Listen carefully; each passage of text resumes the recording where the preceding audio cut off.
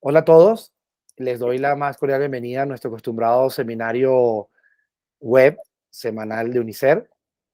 Mi nombre es Gabriel García, soy el director general de UNICER México y el día de hoy estaremos presentando nuestro primer webinar sobre bienestar financiero. Estaremos abordando el tema de las dimensiones del bienestar financiero. Para abordar este tema interesante, nos acompaña un amigo y experimentado especialista de UNICER, el licenciado Rafael Álvarez. El licenciado Rafael Álvarez es administrador de empresas de la Universidad Metropolitana en Caracas, Venezuela. Él tiene un MBA en el IESA, es especialista en fondos de jubilación, ha sido director de Espacio con Valor, empresa hermana de UNICER. Es profesor de finanzas en Sendeco, en la Universidad Metropolitana. Es autor del libro Conquista tus finanzas, supera los 13 errores que impiden tu bienestar financiero. Ha sido colaborador de la revista Estampas. Esta revista es una revista dominical, la más popular en Venezuela. Ha sido colaborador de esta revista desde el año 2019 y a la cual ha aportado o ha escrito más de 70 artículos. Desde el 2019 se ha dedicado a la consultoría profesional para orientar y educar a las personas para que logren su bienestar financiero. Dicho esto, ya podríamos arrancar con el tema de hoy. Rafa, por favor, adelante. Muchas gracias, Gabriel. Gracias por esta invitación. Para mí es un privilegio poder compartir en este programa de UNICER Wellbeing y poder contribuir, sumar, agregar valor a toda la audiencia que nos escucha y que se conecta con estas actividades para que puedan lograr uno de los aspectos más importantes del bienestar, que no es más que el bienestar financiero y que es el área de experiencia en la que pues, yo me he desarrollado. Y precisamente hoy vamos a hablar del bienestar financiero, vamos a enmarcar un poco de qué se trata y vamos a hablar de las dimensiones y de alguna forma que las personas puedan tener una idea más clara de cómo llegar hasta allá, qué cosas deben hacer para llegar hasta allá. Entonces, lo primero que es importante destacar es exactamente a qué se refiere el bienestar financiero o qué significa, porque eso podría ser algo etéreo, algo un poco como que abstracto, y la idea es que podamos tener un marco de referencia claro para movernos hacia allá. Y el bienestar financiero, entre otras cosas, significa o es un estado en el que el individuo cumple con sus obligaciones y es capaz de cumplir con sus compromisos y necesidades, siente seguridad ante el futuro y disfruta de su estilo de vida actual. Entonces, es un balance entre el presente y el futuro en el que el individuo puede transitar estos dos momentos con tranquilidad y que puede, como acabo de mencionar, disfrutar de su situación actual, pero estar tranquilo porque también está haciendo cosas para que en el futuro se mantenga también con un buen estilo de vida y sienta seguridad. El bienestar financiero, pues, de alguna manera pasa como por varias cosas, ¿no? Primero, tener un control de las finanzas diarias, eh, anticiparse y tener la capacidad para absorber choques financieros, que tengas la holgura o la libertad financiera para tomar decisiones que te permitan disfrutar de tu estilo de vida, es decir, que no tengas restricciones o que tus decisiones no estén atadas 100% al tema económico y que además te lleva a cumplir tus metas financieras. Entonces, poder cubrir como los objetivos, pagar tus deudas, estar en control y poder atravesar momentos críticos o difíciles sin que eso signifique, pues, una disminución o empeorar tu situación actual o la situación actual de tu familia. Entonces, claro, digamos, ¿en qué se trata el bienestar financiero? ¿O cuáles son, pues, esas dimensiones? De acuerdo a lo que nosotros, pues, hemos venido investigando y desarrollando y entendiendo, hemos decidido organizar en 3 grandes grupos aquellas habilidades o cosas que cualquier persona debe y puede desarrollar para alcanzar ese bienestar del que hablamos. Y estos 3 grupos son las prácticas, las herramientas y la mentalidad. Entonces, la idea es que poder entender exactamente en qué o qué componen cada una de estas 3 bases que conforman, digamos, ese ciclo o que se alimentan entre sí para que la persona pueda alcanzar el bienestar financiero y que además esas habilidades que la persona debe desarrollar para alcanzar su bienestar financiero también la van a ayudar a mejorar otras áreas de su vida. Lo positivo de esto es que los beneficios son transversales, no se enmarcan únicamente en las finanzas personales, sino que trascienden en otras áreas de su vida. Y cuando alguien quiere mejorar, digamos, el manejo de su dinero, la gestión de sus ingresos, puede ser retador saber por dónde comenzar. Y puede ser complicado decir, bueno, ¿cuál es el camino que tengo que recorrer? Entonces, el objetivo o parte de los objetivos de esta charla del día de hoy es que la persona salga con una idea mucho más clara de por dónde comenzar y en función de sus propias fortalezas pueda ir un paso a la vez. Lo bueno es que esto es algo que es simple, no digo fácil, sino simple, porque son aspectos que pueden confundirse, pero hay una diferencia allí. Entonces, vamos entonces a hacer un recorrido por cada una de estas dimensiones, de manera que podamos aterrizar esto y que lo podamos aprovechar. Entonces, ¿cómo se compone? En primer lugar, vamos a hablar de las prácticas. Las prácticas son aquellas cosas, aquellos hábitos, aquellas acciones que tú realizas durante tu día a día y dependen 100% de ti. Esto es muy positivo porque las acciones y las habilidades que debes desarrollar en la dimensión práctica, no, la mayoría de ellos no requieren ni siquiera dinero, simplemente es un tema de entrar en acción. ¿Y cuál pueden ser esas, digamos, esas prácticas o esos hábitos? Uno es el registro de los ingresos y los gastos. Es decir, que tú puedas llevar de manera frecuente y que puedas tener claro cuál es el viaje de tu dinero. Cuándo entra el dinero, cuándo sale, en qué momento, digamos, desde dónde viene y hacia dónde va, de manera que tú, entendiendo eso como primer paso, puedas luego sentarte en el asiento del piloto y ser lo que, digamos, en la bibliografía y lo que nosotros también planteamos es que seas el jefe de tu dinero. O sea, que cada peso, cada dólar que tú ganes sea un soldado y ese soldado tiene una misión. Y esa misión no es más que la que tú le indiques. Entonces eso es lo que se traduce en asignar trabajo a tu dinero. Otra de las cosas es la que se está haciendo precisamente el día de hoy a la hora de que cada uno está escuchando esta información, que es educarte en finanzas personales. Es que tú puedas investigar, que tú puedas hacer formaciones, que puedas tomar una lectura, entrar en internet, que puedas buscar cosas que te ayuden a entender mejor este tema para que puedas tomar acciones, entender cómo estás y que puedas, digamos, ejecutar ese plan que te va a ayudar a alcanzar tus objetivos. Otra de las prácticas que quizás puede ser poco frecuente en la mayoría de los hogares es conversar de finanzas.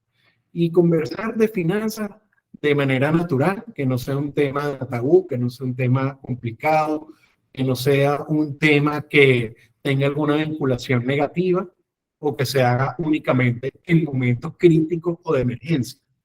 Entonces, estos son algunos de los ejemplos de lo que significan las prácticas dentro del camino hacia el bienestar financiero. Entonces, fíjense que muchas de ellas, dependen 100% de la persona y diría que la mayoría ni siquiera requiere de una inversión de dinero, simplemente tiempo. Entonces, naturalmente algunas otras sí requieren de inversión de dinero. Si tú deseas mejorar, por ejemplo, en la parte de educación, eventualmente, pues, si quieres hacer un curso en particular de inversión, si vas a comprar un libro, etcétera, bueno, esas son cosas que sí requieren de inversión. Aún así, la mayor parte de ellas no lo necesitan, e incluso dentro de ese punto existen miles de fuentes en las que nos podemos apoyar y que son gratuitas, que se consiguen, por ejemplo, en las redes sociales. Entonces, en eso, digamos, en eso se basan lo que es la dimensión práctica. Luego tenemos la dimensión de las herramientas, que son principalmente instrumentos financieros, aunque pueden haber herramientas no necesariamente financieras, pero me refiero a ellas como principalmente instrumentos financieros que te pueden ayudar a alcanzar tu meta en menos tiempo, con menos recursos y con menos esfuerzo. Son cosas que ya se inventaron y que están allí y que nosotros tenemos la posibilidad y tenemos la oportunidad, ese potencial de entender cómo funcionan y aprovecharlas a nuestro favor, de manera de que no tengamos que lamentarnos en algún momento y decir, oye, ¿por qué no hice esto? Entonces, ¿qué son los instrumentos financieros? Voy a poner algunos ejemplos de ellos. Cómo manejar la tarjeta de crédito apropiadamente y cómo eso me puede ayudar a alcanzar mis objetivos financieros. Si tengo un kit de emergencia, eso de hecho también vamos a hablar en un espacio específicamente de kit de emergencia financiero. Es un documento donde yo tengo, es un glosario o de alguna manera donde yo tengo organizada mi información financiera y que me puede ayudar en un momento crítico. Las pólizas de seguro. ¿Cómo yo aprovecho las pólizas de seguro como un escudo para que en situaciones complicadas yo pueda apoyarme en ellas y que eso no represente un riesgo financiero, un riesgo de quiebra, un problema que ya, por ejemplo, en una situación de emergencia, digamos de salud, si ya atravesar eso puede generar un estrés muy importante, que eso no sea grave porque se le añada un problema financiero, un problema económico de falta de recursos. Los activos productivos. ¿Qué son los activos productivos? Son aquellas inversiones o activos que generan ingresos, pero que no requieren de tu atención o de tu recurso tiempo para que eso suceda. Siempre va a tener alguna proporción de tiempo en la que tú tienes que estar involucrado, pero comparado con tu trabajo, digamos, tradicional o con la relación tradicional del trabajo, son diferentes porque son significativamente menores la cantidad de recursos, la cantidad de recursos tiempo que necesitas para que se generen. Los planes de ahorro, cómo me puedo apalancar en ellos para que me ayuden en la, digamos, en la disciplina y para que me ayuden en el tema de, por ejemplo, los rendimientos que generan, etcétera, para alcanzar mi objetivo. Y otros que pueden ser no necesariamente financieros, aplicaciones que te pueden ayudar con el registro de los gastos, aplicaciones que te pueden ayudar con listas, por ejemplo, para hacer mercado, de forma tal de que tú puedas mantenerte firme en lo que es, digamos, tu presupuesto para el supermercado, o aplicaciones de comparación de precios de productos y que tú puedas optimizar, e incluso aplicaciones en las que puedas hacer el mercado en línea y que tú incorpores esa práctica a tu, digamos, por lo menos una vez al mes o dos veces al mes, para que te evites las tentaciones que son naturales a la hora de que tú vas a comprar en un punto de venta. Entonces, son algunos de los ejemplos que uno tiene de aplicaciones y que puedas aprovechar a tu favor.